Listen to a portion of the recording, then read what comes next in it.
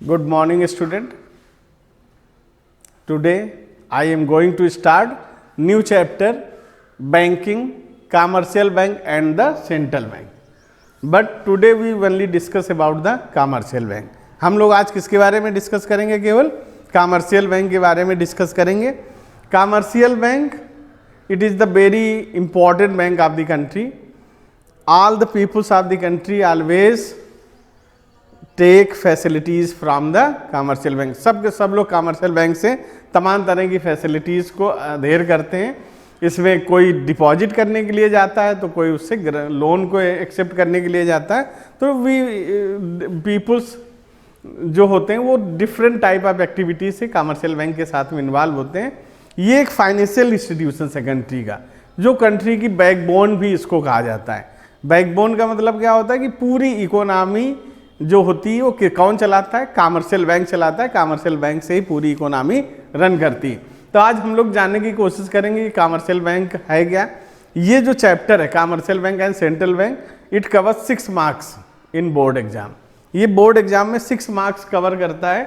और ये पूरी बुक का मतलब एक बुक का जो 6 मार्क्स है अबाउट 15% ऑफ द सिलेबस को ये कवर करता है. तो ये आज हम लोग इसको बड़ा आसान सा चैप्टर है और इस आसान से चैप्टर में हम लोग देखेंगे कि क्या क्या चीज़ें इसमें कवर होती हैं. सबसे पहले तो हम लोग जानने की कोशिश करते हैं कि कमर्शियल बैंक होता क्या है. तो इसकी एक डिफिनीशन है जो आपको बोर्ड में दिखाई दे रही. It is an institution which perform the function of accepting deposit, granting loan and making investment with the aim of earning profit. इसमें 3 वर्ड आपको देखने को मिल रहे हैं. फर्स्ट क्या है? Accepting deposit. ये डिपॉजिट को क्या करता है? एक्सेप्ट करता है. सेकंड फंक्शन, मेजर फंक्शन इसका है ग्रांटिंग लोन, ये लोन प्रोवाइड करता है. और थर्ड इसका फंक्शन होता है इन्वेस्टमेंट फॉर अर्निंग प्रॉफिट. तो ये जो इन्वेस्टमेंट है वो इन्वेस्टमेंट भी करता है. तो these are the main 3 function of the commercial bank. तो कमर्शियल बैंक तीनों फंक्शन को परफॉर्म करता है. इस फंक्शन के बेस से अगर हम इसके फंक्शन को डिवाइड करेंगे, इसकी वर्किंग को डिवाइड करें, तो we can divide into 2 category and almost 3 category. 2 category इसलिए बोल रहे हैं कि generally all the books divided into 2 category. First is primary function and second is the secondary function. तो प्राइमरी फंक्शन में इसको डिवाइड करते हैं और secondary function. Primary function cover 2 things. जो प्राइमरी फंक्शन है वो 2 चीज़ों को कवर करती है. First accepting deposit and second is advancing of loan. जबकि सेकेंडरी फंक्शन है वो मेजर 3 चीज़ों को कवर करता है. Overdraft facility, discounting bill of the exchange and third one agency function. तो एजेंसी, फिर इसके बाद एजेंसी जो फंक्शंस होते हैं उनको हम लोग कई चीज़ें होती हैं उनको हम लोग डिस्कस करेंगे. तो सबसे पहले स्टार्ट करते हैं इसको. जो फर्स्ट इसका फंक्शन है, जिस फंक्शन को हम लोग क्या कहते हैं? Primary function. और प्राइमरी फंक्शन में सबसे मेन क्या है? Accepting deposit. तो प्राइमरी फंक्शन में मेन रोल क्या होता है बैंक का? कि एक्सेप्टिंग डिपॉजिट. ये क्या करता है? डिपॉजिट को एक्सेप्ट करता है. तो आप इसको देखोगे जब भी इसको आप एक्सेप्टिंग डिपॉजिट करता है तो उसको कई तरह से डिपॉजिट को एक्सेप्ट करता है. तो it is the most important function of the commercial bank कि commercial bank always accept deposit by the different method. तो it method divide into 3 part. जो मेथड है वो कितने पार्ट में डिवाइड है? 3. फर्स्ट वो क्या करता है कि करेंट अकाउंट डिपॉजिट या डिमांड डिपॉजिट के नाम से खोलता है. क्या बोलते हैं इसको? करंट डिमांड डिपॉजिट या करंट अकाउंट डिपॉजिट, और या फिर इसको बोलते हैं डिमांड डिपॉजिट. ये 2 नाम से इसको जाना जाता है. और ज़्यादातर इसको लोग क्या जानते हैं? किस नाम से? सीसी अकाउंट के नाम से ही इसको जाना जाता है, करंट अकाउंट के नाम से. दूसरा होता है फिक्स डिपॉजिट. क्या बोला जाता है? फिक्स डिपॉजिट, या फिर उसको टाइम डिपॉजिट भी कहा जाता है. और थर्ड वन जो इसका बेस है, किसी भी बैंक का बेस अकाउंट है, उसको बोलते हैं सेविंग अकाउंट. तो हम लोग फर्स्ट अकाउंट से आते हैं. करेंट अकाउंट डिपॉजिट जो होती है इसकी डिफिनीशन क्या होती है? It refer to the 2 deposit which are repayable by the bank on demand. इसमें वो डिपॉजिट्स होते हैं जो बैंक क्या करता है, कभी भी डिमांड पे उसको रिपेबल करना पड़ता है. तो ये डिपॉजिट हैं, ये ज़्यादातर कौन करते हैं? ये हमेशा किससे? बिजनेसमैन से रिलेटेड अकाउंट होता है. बिजनेसमैन ऐसे अकाउंट को ओपन करते हैं और उसमें मनी को डिपॉजिट करते हैं, उसको विड्रा करते हैं, फिर डिपॉजिट करते हैं, विड्रा करते हैं। तो ये एक फैसिलिटी है जो बैंक किसको देती है, ज़्यादातर बिजनेसमैन को प्रोवाइड करती है। आप इसको देखोगे तो ये जो डिपॉजिट है, अगर इसको हम लोग समझने की कोशिश करें तो such type deposits are generally maintain by the businessman with the intention of making transactions with such deposit. ये इस इंटेंशन से कि इस तरह के डिपॉजिट में ट्रांजेक्शंस को किया जा सके और अनलिमिटेड ट्रांजेक्शंस की फैसिलिटी बैंक बिजनेसमैन को देता है। इसके लिए कोई भी रिस्ट्रिक्शंस इम्पोज नहीं करता कि आप कितने बार निकालोगे, कितने बार डिपॉजिट करोगे, वो हमेशा फ्री होता है। और ये सब के सब ज़्यादातर चेकेबल होते हैं, इनको जो विड्रा किया जाता है वो चेकेबल होता है। इसमें कोई एटीएम फैसिलिटी प्रोवाइड नहीं करता, लेकिन कुछ बैंक अपने स्पेशल उससे कई अकाउंट हैं उनमें देने भी लगे हैं।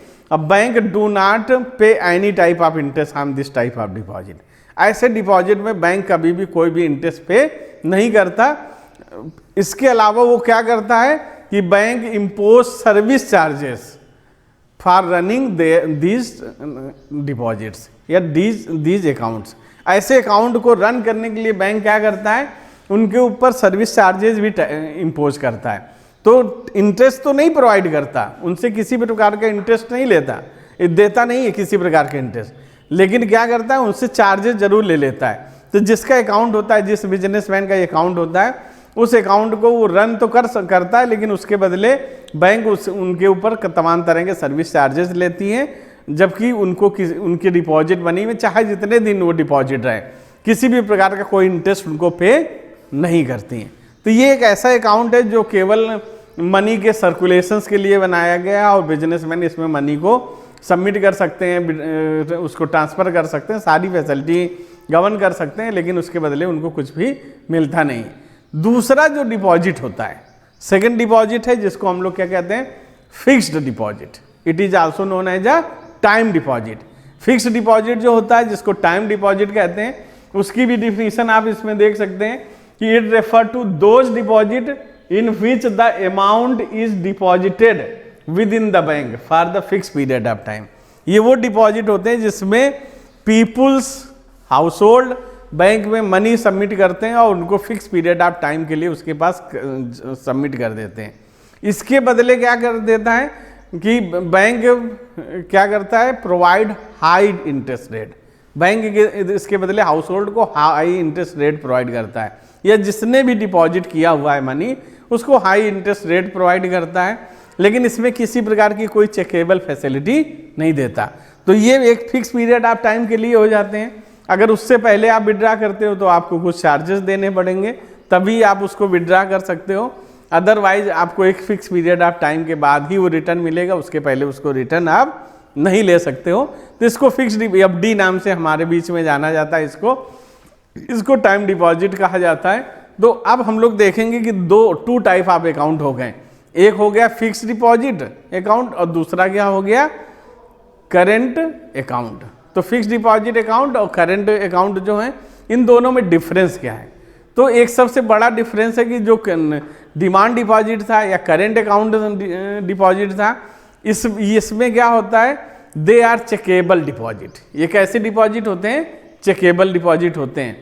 जबकि fixed deposit they are not chequeable deposit, ये चेकेबल डिपॉजिट नहीं होते। ये इनको हम दूसरी तरह कह सकते हैं, they are non chequeable deposit. दूसरा इनमें होता है इंटरेस्ट पेमेंट में। तो डिमांड डिपॉजिट में पहले ही बता चुका हूँ, they do not carry any interest, ये किसी प्रकार का इंटरेस्ट कैरी नहीं करते।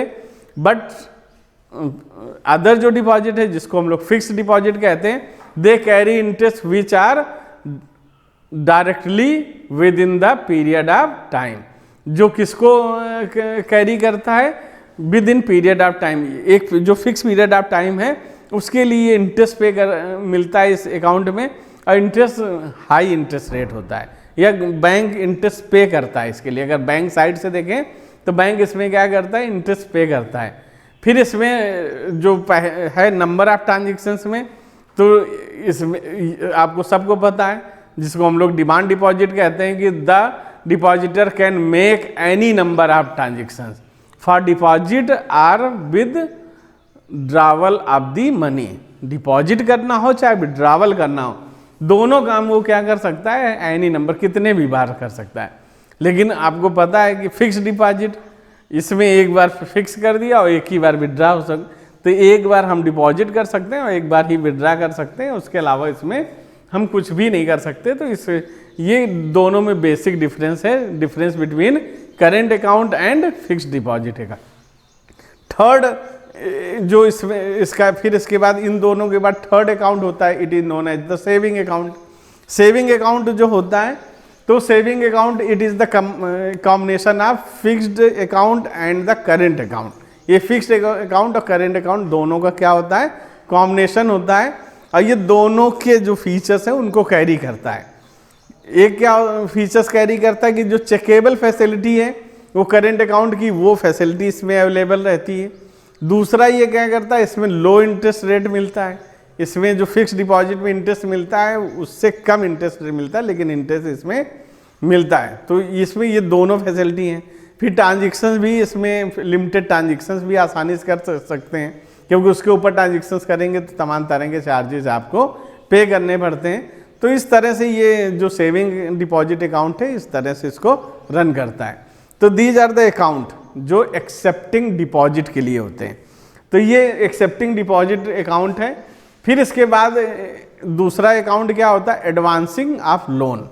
तो ये प्राइमरी फंक्शन पहला एक्सेप्टिंग डिपॉजिट हो गया, दूसरा क्या हो गया, एडवांसिंग ऑफ लोन। तो लोन एडवांसिंग में हम लोग देखते हैं कि किस किस तरह से इसको कैरी किया जाता है। दो it is the second function of the, it is the second primary function of the commercial bank. ये कमर्शियल बैंक का प्राइमरी फंक्शन है, और इसमें क्या करती है, जितना भी डिपॉजिट आती है उसका एक थोड़ा सा हिस्सा कैश रिजर्व के रूप में अपने पास और आरबीआई के पास सबमिट करने के बाद जितना भी अमाउंट कमर्शियल बैंक के पास बचता है, they provide loan to the household, firm या ऑल सेक्टर ऑफ इकोनॉमी। सारे सेक्टर जो इकोनॉमी के उनको वो लोन के रूप में इसको ऑफर कर देता है, प्रोवाइड कर देता है। तो जो लोन प्रोवाइड करता है उसमें वो लोन 3 कैटेगरी के लोन होते हैं। जो बैंक से अवेलेबल लोन होते हैं वो 3 कैटेगरी के लोन होते हैं। First is known as a cash credit. आप इसमें देखेंगे कि जो इसका लोन है तो सबसे फर्स्ट लोन क्या होता है, एडवांसिंग ऑफ लोन में first is cash credit loan. It refer to the loan given to the borrowers against the his current asset like share है, स्टॉक है एंड बॉन्ड्स हैं। जो भी उसके पास करंट असेट हैं जिनकी वैल्यू अपने आप में कैश की तरह ही होती है, उनके अगेंस्ट में ये लोन प्रोवाइड किए जाते हैं। इसमें केवल क्या होता है, लोन केवल कितना सैंक्शन करता है, जो आपके एसेट की वैल्यू है, बॉन्ड्स की, शेयर की, डिविडेंड की, इन सब की जो वैल्यू है उससे एक थोड़ा सा कम अमाउंट वो क्या करता है, सैंक्शन कर देता है। अब वो अमाउंट आप ले सकते हो क्योंकि वो ऑलरेडी आपका अमाउंट उसके पास कोलेटरल के रूप में आपका बॉन्ड उसके पास सबमिट है। तो इसीलिए इसको कैश क्रेडिट कहा जाता है, क्योंकि कैश के अगेंस्ट में मिलता है। जो आपके बॉन्ड जमा है वो कैश ही है, जो आपका शेयर जमा है वो भी कैश ही है उसके पास। तो इसलिए this type of account is known as the cash credit, और इस तरह से इसको इसमें कैश क्रेडिट अकाउंट से इसको प्रोवाइड करता है। सेकंड जो लोन होता है इसको, वो लोन क्या होता है, डिमांड लोन होता है। डिमांड लोन का मतलब क्या होता है कि it refer to those loans which can be recalled or demand by the bank at any time. ये ऐसे लोन पब्लिक को या फर्म को दिए जाते हैं जिनको बैंक कभी भी रिकॉल कर सकती है, कभी भी आपको से मांग सकती है कि हमें ये रुपये रिटर्न करिए। तो इस तरह के बहुत सारे लोन हैं जो बिजनेसमैन को ऑफर किए जाते हैं, उनके सीसी अकाउंट के साथ अटैच होते हैं। तो ये सब के सब loan also provided by the commercial bank to the all sector of the economy. तो सेक्टर ऑफ इकोनॉमी को जब दिए जाते हैं तो वो कभी भी इसको रिकॉल कर सकते हैं। This type of loan is known as the demand loan. Third loan जो प्रोवाइड करती है it is the major loan. ये सबसे ज़्यादा मेजर और फेमस लोन है, और ऑल टाइप ऑफ रिमेनिंग जितने भी लोन्स हैं वो सब के सब इसमें इन्वॉल्व हो जाते हैं। तो it is also known as short term loan. क्या बोला जाता है इसको, शॉर्ट टर्म लोन के नाम से इसको जाना जाता है। ये famous loan is the personal loan. इसका शॉर्ट टर्म का पर्सनल लोन है, टू व्हीलर लोन है, कार लोन है, इस तरह के जो different type of consumer loan है जो भी लोन से प्रोवाइड करती है बैंक, तो this type of loan is known as a short term loan. तो बैंक क्या करती है कि जो मनी उसके पास एक्सेप्ट डिपॉजिट करती है तीनों अकाउंट से, उनको वो 3 तरह से लोन के रूप में पब्लिक को प्रोवाइड करती है। केवल उनमें से कुछ हिस्सा जो CRR कहते हैं, कैश रिजर्व रेशियो, जिसमें SLR और क्या आता है CRR और SLR, ये दोनों मिलाकर जो LRR बनता है, उसको केवल अपने पास रख लेती है। बाकी सबके सब वो लोन के रूप में दे देती है, जो किसके द्वारा फिक्स किए जाते हैं, बैंक के द्वारा फिक्स किए जाते हैं। तो ये लोन उसको प्रोवाइड करती है। फिर इसके बाद हम लोग ये सब क्या हो गए, these are the 2 primary function. ये कौन से फंक्शन है, प्राइमरी फंक्शन के नाम से इनको जाना जाता है। इसके बाद हम लोग इसके सेकेंडरी फंक्शन देखेंगे। कमर्शियल बैंक के सेकेंडरी फंक्शन है, क्योंकि प्राइमरी फंक्शन तो वो फंक्शन है जो जिसके लिए कमर्शियल बैंक का फॉर्मेशन हुआ। बाद में कमर्शियल बैंक का जो एरिया है वो बढ़ता चला गया और वो तमाम तरह की अदर फैसिलिटी भी प्रोवाइड करने लगी, तो उनमें सब सेकेंडरी फंक्शन आते हैं। सेकेंडरी फंक्शन मैंने पहले ही आपको बताया कि these are the 3 secondary function. One is overdraft facility, second is the discounting bill of the exchange, and third one is the agency function. तो हम लोग इन फंक्शंस को एक एक करके इसको डिस्कस करते हैं। तो सबसे पहले जो होता है, जिसको ओवरड्राफ्ट फैसिलिटी कहते हैं, तो it refer to a facility in which a customer is allowed to overdraft his current account up to a agreed limit. जो उसका करेंट अकाउंट है, करेंट अकाउंट आप CC अकाउंट जिसको कहा जाता है, आप लोग देखते होंगे। इसमें बैंक जब बिजनेसमैन के लिए ओपन करती है, उसमें एक लिमिट दे देती है कि इतने पैसे आप विड्रा कर सकते हो, जबकि वो पैसे आपके डिपॉजिट नहीं है। तो करंट लिमिट तक इसको आप क्या कर सकते हो, विड्रा कर सकते हो। तो इसको ही हम CC अकाउंट कहते हैं। इसी को हम लोग क्या बोलते हैं, करंट क्रेडिट अकाउंट के नाम से जाना जाता है। इसमें ये ओवरड्राफ्ट फैसिलिटी मिलती है। इसके ये ज़्यादातर जो उसके रिलायबल कस्टमर्स होते हैं उनके लिए ये अवेलेबल होती है, और शॉर्ट पीरियड ऑफ टाइम के लिए उसमें पीरियड फिक्स होते हैं। जैसे अगर आपने ओवरड्राफ्ट फैसिलिटी ली हुई है आपने CC अकाउंट में, तो उस ओवरड्राफ्ट फैसिलिटी को आपको 50 डेज 60 डेज इस तरह के कुछ पीरियड ऑफ टाइम मिलता है। उस पीरियड ऑफ टाइम में आप पैसा निकाल कर फिर उतने दिनों के बाद आप सबमिट कर देंगे। उसके लिए एक आप बहुत मिनिमम चार्जेस आपको पे करने पड़ते हैं, जिससे बिजनेसमैन होते हैं अपने सीजन में गुड्स परचेज कर लें और फिर उसको सेल करके वो उसको रिपे कर दें। तो ये ओवरड्राफ्ट फैसिलिटी भी बैंक प्रोवाइड करती है। ये उनका सेकेंडरी फंक्शन होता है। एक डिस्काउंटिंग बिल होता है, जो आपके अकाउंट BST का एक मेजर पार्ट है। डिस्काउंटिंग बिल किसको बोलते हैं, इसको अगर डिफाइन करें तो क्या बोला जाता है, it refer to a facility in which holder of a bill of exchange can get the bill discounted with the bank before the maturity. Actual में इसमें क्या होता है, जो एक सेंस में कह सकते हैं प्रोड्यूसर एंड सेलर या सेलर एंड प्रोड्यूसर, इन दोनों के बीच में एक एग्रीमेंट हो जाता है बैंक के साथ में। जिस एग्रीमेंट में क्या होता है कि एक पीरियड ऑफ टाइम के बाद वो अगर पैसा रिपे नहीं करता तो वो बिल को डिस्काउंट कर देते हैं, बिल को ब्रेक कर देते हैं। इसमें बैंक के पास मनी होती है, तो ये डिस्काउंटिंग ऑफ बिल होता है, जिसको आप लोग हमेशा अकाउंट में करते रहते हैं। तो ये भी फैसिलिटी कौन प्रोवाइड करता है, बैंक प्रोवाइड करता है। तो this facility is also provide by the bank, it is the secondary function of the commercial bank. फिर इसके बाद agency function. Agency function are the major function which perform by the commercial bank. Commercial bank के ये कुछ major function है जिनको commercial bank क्या करता है, परफॉर्म करता है। तो उसमें सबसे एजेंसी फंक्शन में सबसे मेजर फंक्शन क्या करता है, वो ट्रांसफ़र ऑफ फंड। आप आज की डेट में आप देखते होंगे, चाहे वो 2 तरह से और अब तो कई तरह से वो फंड को ट्रांसफ़र करता है, एक बैंक से दूसरे बैंक को, एक अकाउंट से दूसरे अकाउंट को, जिसको हम लोग नेफ्ट यानी EFT कहते हैं, उसी को हम लोग RTGS कहते हैं। तो ये तमाम तरह के मेथड हैं जिनके द्वारा आप तो UPI के द्वारा बहुत सारी चीज़ों के द्वारा ये फंड ट्रांसफ़र करना। तो फंड बैंक का एक मेजर रोल क्या हो गया है कि बैंक क्या करता है, transfer fund from one bank to another bank, एक बैंक से दूसरे बैंक में ट्रांसफ़र करता है फंड को। फिर दूसरा, तो ये भी एक उसका मेजर फंक्शन है आज की डेट में। दूसरा है collection and payment of the various item.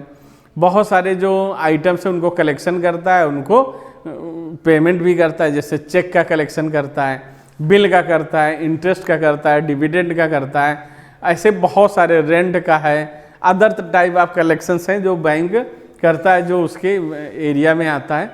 अब वो सब के सब इसको फैसिलिटी, बहुत सारे लोग इसकी फैसिलिटी उनको दे देते हैं कि पता चला कि लैंड किसी को दी है तो रेंट बैंक के पास कलेक्ट होता है, फिर पब्लिक उसके पास जाता है, ओनर के पास।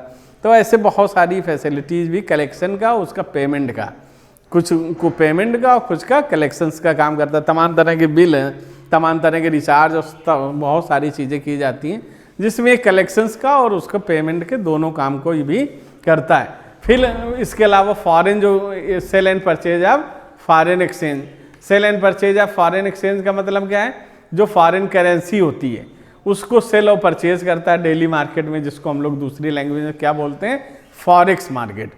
इस फॉरेक्स मार्केट में वो क्या करता है, फॉरेन करेंसी की sale and purchase it is also perform by the commercial bank, क्योंकि हम कमर्शियल बैंक के साथ में ही अपने अकाउंट को अटैच करते हैं, by which we sell and purchase different type of currency day to day life. फिर purchase and sell of securities, तो जब आरबीआई इशू करता है सिक्योरिटी तो it is also sell by the different type of commercial bank. तमाम तरह के commercial bank ही इसको सेल करते हैं, आरबीआई डायरेक्ट पब्लिक को इसको सेल नहीं करता। ये भी उसका एक मेजर फंक्शन होता है। ऐसे ही इसके अलावा उसका है ट्रस्टी एंड एग्जीक्यूटिव का काम करता है। ये तमाम तरह के जो अदर वो होते हैं उनके सब के सब, तो उसमें कमर्शियल बैंक क्या करता है, उनके बिल्स को अपने पास रख लेता है, ट्रस्टी के रूप में वर्क करता है और इस तरह से इसको करता है। लेटर ऑफ रेफरेंस इशू करता है। लेटर ऑफ रेफरेंस का मतलब क्या होता है कि they give information about the economic position of the customer. Economic जो पोजीशन है कस्टमर की, उसके लिए उनको लेटर ऑफ रेफरेंस इशू कर देते हैं, जिससे एक बैंक दूसरे बैंक को इन्फॉर्म कर पाती है, जिसके लिए आप तो इसको ऑनलाइन होने लगा और सिविल स्कोर के नाम से इसको जाना जाता है। तो उसका सिविल स्कोर इशू करती है बैंक की, क्रिएट करती है। फिर जनरल यूटिलिटी फंक्शन, तो ये सेकेंडरी फंक्शन थे। सेकेंडरी फंक्शन के बाद कुछ फंक्शन होते हैं जिनको हम लोग किस नाम से जानते हैं, जनरल यूटिलिटी फंक्शन। तो जनरल यूटिलिटी फंक्शन भी बैंक क्या करता है, उसको परफॉर्म करता है। तो पहला उसका फंक्शन क्या होता है कि एक locker facility, it is also provided by the bank to the customer. Customer को ये प्रोवाइड करता है, कमर्शियल बैंक क्या करते हैं, जिससे लोग अपनी सेफ्टली अपने जो कॉस्टली गुड्स हैं उनको वहाँ पर रख सकें। ऐसे ट्रैवलर चेक, ये तो ओल्ड मेथड अब हो गया। ये पहले क्या करते थे कि जब क्रेडिट कार्ड, एटीएम और ये नहीं थे तो they issue different type of traveller cheque, जिससे पीपल्स क्या जाते थे दूसरी जगह पर जाके कस्टमर इसको डिस्काउंट करा पाते थे। कलेक्शन ऑफ स्टैटिक्स, पूरा उसका प्रॉफिट लॉस इस तरह के जितने भी डाटा हैं उनको भी ये कलेक्शन करता है और उनको कलेक्ट करके इसको क्या करता है, इशू करता है। और इस तरह से कलेक्शन ऑफ बिल हो जाता है, जिससे हम लोग यानी इसको बिल को कलेक्ट करके स्टैटिक्स बनाता है और स्टैटिक्स बनाने के बाद इसको कैलकुलेट करता है। फिर इसके बाद एक फंक्शन इनका जो फंक्शन है वो फंक्शन हम लोग कहते हैं कि मनी क्रिएशन और credit creation. It is the last function of the commercial bank. Commercial bank का एक सबसे इम्पॉर्टेंट और लास्ट फंक्शन होता है। तो इस फंक्शन में सबसे मेजर इनका काम रोल क्या होता है, इसको हम लोग थोड़ा सा डिस्कस करते हैं। इसको मनी क्रिएशन और क्रेडिट क्रिएशन कहा जाता है। मनी क्रिएशन, क्रेडिट क्रिएशन, अगर इस फंक्शन को हम डिफाइन करें तो इस फंक्शन को क्या कहा जाता है, through this process of credit creation commercial bank are able to create credit which is in far excess of the initial deposit. ये कमर्शियल बैंक क्रेडिट क्रिएट करती हैं जो क्या होती हैं, जो इनिशियल डिपॉजिट होती है उससे बहुत ज़्यादा हो जाती है। इस क्रेडिट क्रिएशन प्रोसेस को इम्प्लीमेंट करने के लिए कमर्शियल बैंक क्या करती हैं कि दो चीज़ें, अगर इसको हम एजम्पशंस के रूप में देखें, कौन कौन से एजम्पशंस हमें इसमें माने जाते हैं। तो पहला एजम्पशंस कमर्शियल बैंक क्या मान लेती हैं कि all the financial institutions term as a bank. सारे फाइनेंशियल इंस्टीट्यूशंस को क्या मान लिया जाता है, बैंक। कोई भी फाइनेंशियल, चाहे वो LIC हो, कोई भी एक्सेप्टिंग डिपॉजिट या प्रोवाइडिंग लोन का काम कर रहा हो, या कोई भी फाइनेंशियल इंस्टीट्यूशंस, उनको सबको हम बैंक टर्म के साथ में ही जो करेंगे। और all receipt and payment in the economy are routed through the bank. जितने भी रिसीप्ट और पेमेंट हैं वो सब के सब किसके द्वारा जाएंगे, बैंक के द्वारा जाएंगे। और generally all the transactions are related with chequeable. Chequeable transactions के रूप में होंगे, लेकिन आज की डेट में ये नेसेसरी नहीं कि वो चेकेबल ही हो तमाम तरह के प्रोसेस से। तो इसलिए ये इनका केवल रूट क्या होगा, सबका रूट एक ही होगा कि पेमेंट हो या फिर डिपॉजिट हो, सबके सब कौन करेगा, कमर्शियल बैंक ही करेगा। तो इस बेस से इसको किया जाता है। तो इसमें हम लोग जानने की कोशिश करेंगे। इसमें एक सबसे पहले होता है बैंक का, जिसको बोलते हैं CRR। CRR को वैसे तो पूरा अगर हम लोग इसको डिफाइन करें, मैं तो अगर थोड़ा सा आगे जाकर इसको देख लें तो LRR होता है, उसके दो पार्ट होते हैं, एक को CRR कहते हैं, एक को SLR कहते हैं। लेकिन हम जनरली CRR को ही लेकर चलते हैं, इसलिए हमने LRR से डिवाइड नहीं किया था। लेकिन आपको बताने के लिए, इन्फॉर्म करने के लिए मैं बता दे रहा हूँ, एक टर्म होता है LRR। LRR mean legal reserve ratio, it is fixed by the RBI। ये लीगल रिजर्व रेशियो होता है, इसको कौन फिक्स करता है, fix by the RBI fix करता है। इसके दो पार्ट होते हैं, one is CRR and second is the SLR। CRR क्या होता है, कैश रिजर्व रेशियो, और SLR क्या होता है, सैल्यूटरी लिक्विडिटी रेशियो। ये वो पार्ट होता है, it is the part which all commercial bank deposit in RBI। जितने भी कमर्शियल बैंक होते हैं वो कहाँ डिपॉजिट करते हैं, RBI के पास करते हैं। और इसको अगर हम बिल्कुल सिंपल से बात उसके साथ समझें तो जितना जो पैसा हम कमर्शियल बैंक के साथ डिपॉजिट करते हैं, कमर्शियल बैंक उनमें से एक जो फिक्स अमाउंट होता है उसको काट लेता है, उस अमाउंट का एक हिस्सा वो CRR के रूप में RBI के पास डिपॉजिट कर देता है, और एक SLR के रूप में लिक्विड मनी के रूप में अपने पास रखता है। तो जो CRR RBI के पास सबमिट हो जाता है, उसके अगेंस्ट में RBI आपकी मनी की गारंटी आपको प्रोवाइड करता है। SLR वो पार्ट होता है जो बैंक अपने पास रखता है, और जो टाइम टू टाइम उसको क्या करता रहता है, जो भी लोग विड्रावल करने आते हैं उनको मनी देता है, क्योंकि उसके पास कोई वो नहीं रहता कि हमारे पास कितने लोग विड्रा करने आएंगे। तो विड्रावल लिक्विडिटी को फुलफिल करने के लिए ऐसा करता है। तो इसको अगर हम लोग एक टेबल के रूप में समझें तो किस तरह से ये क्रिएट होता है, जिसको हम लोग मनी क्रिएशन और क्रेडिट क्रिएशन कहते हैं। तो इसको एक टेबल बनाकर पहले देखते हैं, हम लोग टेबल बनाते हैं, फिर इसको समझने की कोशिश करते हैं। ये हमने इसकी टेबल बनाई। टेबल बनाने के बाद एक सिंपल, तो सबसे पहला जो था इसमें नहीं, सेकंड के साथ में हम लोग क्या जाएंगे, डिपॉजिट। किस में जाएंगे, सबसे जो सेकंड होगा डिपॉजिट्स होगा। फिर थर्ड इसके बाद क्या होगा वो लोन्स होगा। फिर उसके बाद फोर्थ वन क्या होगा, जिसको हम लोग CRR बोलते हैं। क्या बोलते हैं, CRR। तो सबसे पहला जो पार्ट रहेगा इनिशियल डिपॉजिट। इनिशियल डिपॉजिट का मतलब वो मनी होती है जो RBI ने इशू की हुई है, या दूसरी लैंग्वेज में कह सकते हैं जो पैसा बैंक के पास आया हुआ है, जिसको वो करेगा। तो सबसे पहले क्या होता है, इनिशियल क्या हो जाता है, सबसे पहले इनिशियल डिपॉजिट।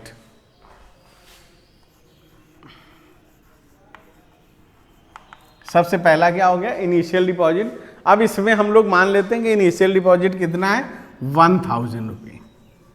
कितना है, 1000 रुपीज।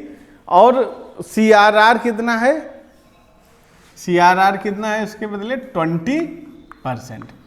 20% का मतलब क्या हुआ, अगर CRR इक्वल टू 20%, तो इसका एक फार्मूले से इसको निकाला जाता है, जिसको हम लोग कहते हैं मल्टीप्लायर। मल्टीप्लायर का मतलब होता है कितने टाइम मनी मल्टीप्लाई होगा, तो उसका फार्मूला होता है 1/CRR या LRR। इसको CRR बोल दो या LRR।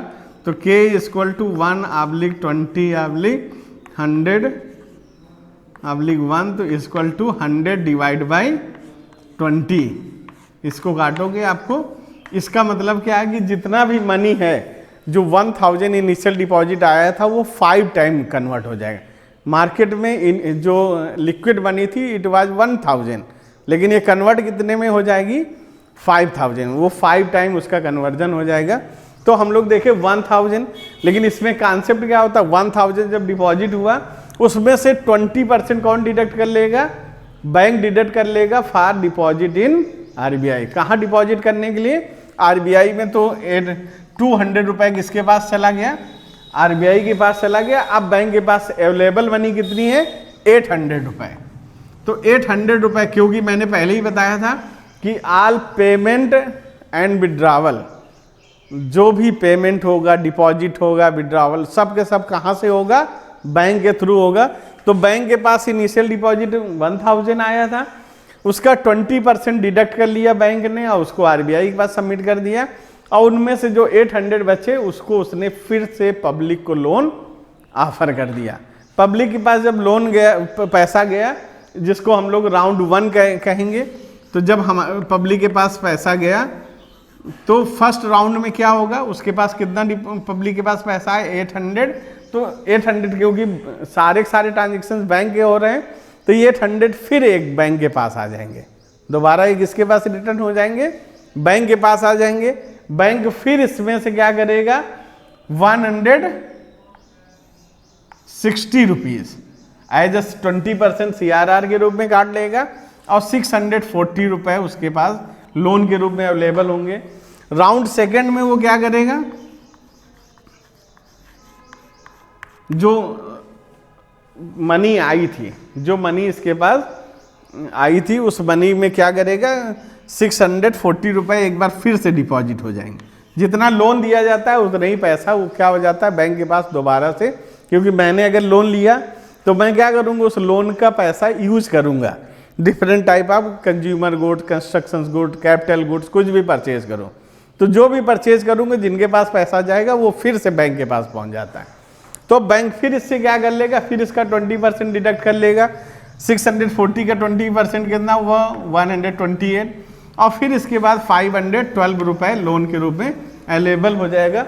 और ये प्रोसेस कंटिन्यूअस चलता रहेगा, round 3rd, round 4th, round 5th and so लगातार। इसके बाद कब तक चलता रहेगा, जब तक ये जो मनी थी वो 5 टाइम ना हो जाए।